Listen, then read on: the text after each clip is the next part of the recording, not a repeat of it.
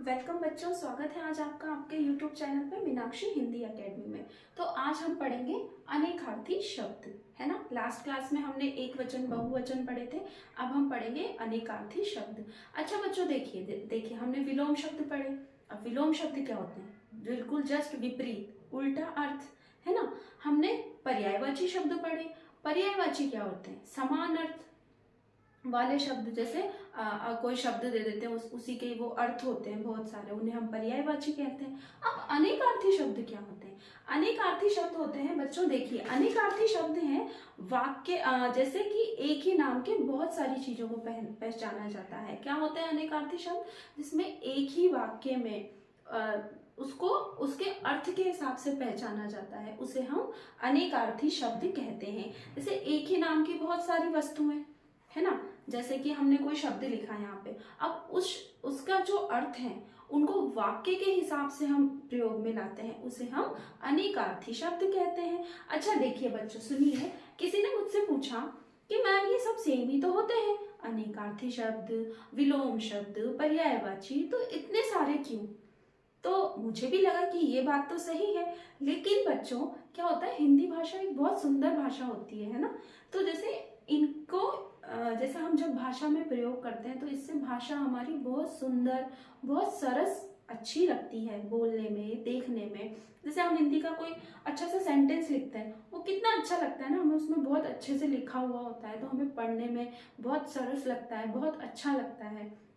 तो इसीलिए हम इन सबको हिंदी भाषा में प्रयोग लेते हैं, ताकि हम वाक्य को सुंदर, सरस और बहुत अच्छा बना सकें। ठीक है बच्चों, तो चलिए अब हम शुरू करते हैं अनेकार्थी शब्द। देखिए सबसे पहले है बच्चों, जैसे कटक। अब जैसे इसमें ना बहुत सारे अर्थ निकलते हैं, मैंने आपको बताया अनेकार्थी शब्द, अनेक मतलब बहुत सारे अर्थ, है ना। अब देखिए सबसे पहले मैं आपको बताती हूँ कटक। ये देखिए, अब मैं पहले आपको इनके अर्थ बता देती हूँ। जैसे कटक का अर्थ क्या होता है? सोना। कटक का अर्थ क्या होता है? सोना। और क्या होता है? समूह, कड़ा, समूह, है ना, कड़ा, है ना, चटाई। देखिए बहुत सारे अर्थ होते हैं इसके कटक के। तो जैसा कि मैंने आपको बताया, अब इसको हम वाक्य में प्रयोग लेते हैं ना, तो वाक्य के हिसाब से इनके अर्थ निकलते हैं।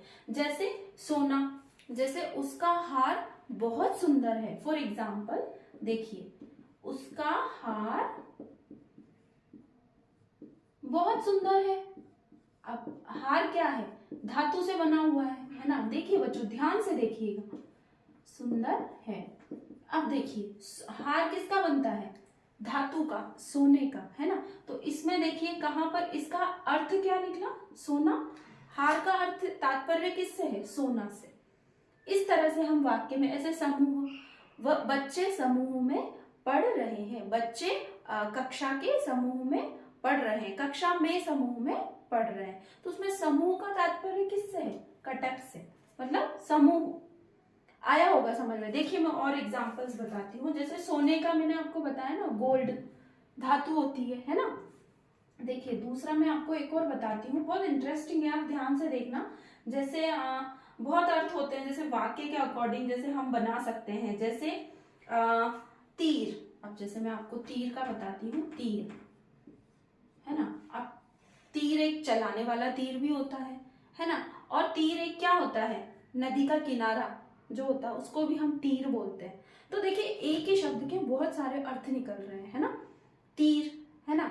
अब देखिए मैं आपको एग्जांपल्स के थ्रू बताती हूँ। जैसे नदी का तीर, तीर का सबसे पहले आप अर्थ लिख लीजिए, किनारा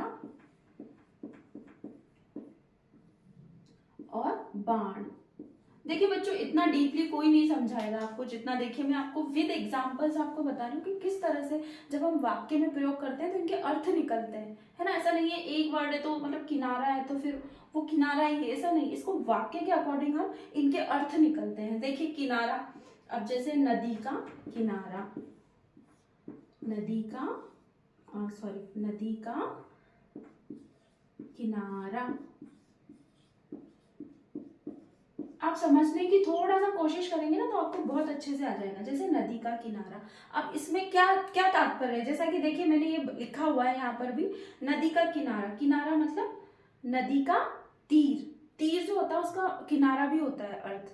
तो इस तरह से देखिए, जैसे हमने यहाँ पे इस किनारा शब्द को यूज लिया तो ये नदी के लिए यूज हुआ है, क्लियर ना। अब जैसे बाण, अब बाण क्या होता है, बाण क्या होता है, तीर होता है वो भी, है ना।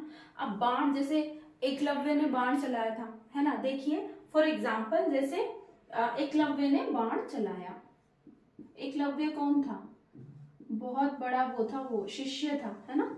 एकलव्य ने बाण चलाया। अब देखिए इसमें तीर का अलग शब्द हो गया, एकलव्य ने बाण चलाया, तो इसका तात्पर्य किससे है, इसका तात्पर्य किससे है बच्चों, तीर से है ना। जैसे मैं एक बार और एक्सप्लेन करती हूँ, आपको अच्छे से पूरा क्लियर हो जाएगा। देखिए तीर, तीर का अर्थ होता है, अनेकार्थी शब्द होते हैं, किनारा, बाण और भी बहुत सारे होते हैं। लेकिन देखिए अब किनारा, अब नदी का किनारा, उसको भी हम किनारे का, इसमें तात्पर्य क्या है, इसमें क्या अर्थ निकलता है, बाण, तीर, है ना। नदी का किनारा, तीर, है ना। अब जैसे कटक, कटक में मैंने बताया सोना, अब सोना, सोना मतलब आप जिस भी सेंटेंस में सोना से रिलेटेड कोई भी यूज करेंगे आप, तो उसके अर्थ अलग अलग निकलते हैं, है ना। जैसे कि मैंने एक सेंटेंस आपको बताया यहाँ, उसका हार बहुत सुंदर है, तो हार किससे बनता है, गोल्ड से बनता है ना। गोल्ड क्या है, एक धातु है ना। तो देखिए, तो यहाँ पर हार का तात्पर्य किससे है, सोना से, तो कटक। इस तरह से आप सेंटेंस के थ्रू भी इनको समझ सकते हैं। देखिए मैं और बताती हूँ आपको। सबसे पहले जैसे वर्ण, अब वर्ण क्या होता है, भगवान कृष्ण भी श्याम वर्ण के थे ना, रंग, वर्ण का अर्थ होता है रंग, और क्या होता है अक्षर। अब देखिए अक्षर, अब ध्यान से देखना बच्चों आप, वर्ण, अब मैंने थर्ड लिखा है वर्ण। ऐसा नहीं है मैं आपको यहाँ 100 अनेकार्थी शब्द बता दूं, फट फट फट खत्म हो गया एक यूट्यूब एक चैनल पर, मतलब एक क्लास में खत्म, अब वो तो रटना हो गया ना।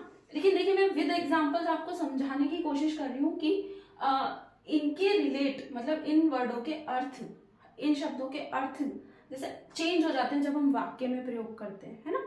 अब देखिए सबसे पहले वर्ण, अब वर्ण का अर्थ क्या होता है, अनेकार्थी शब्द क्या होते हैं वर्ण के, रंग और अक्षर।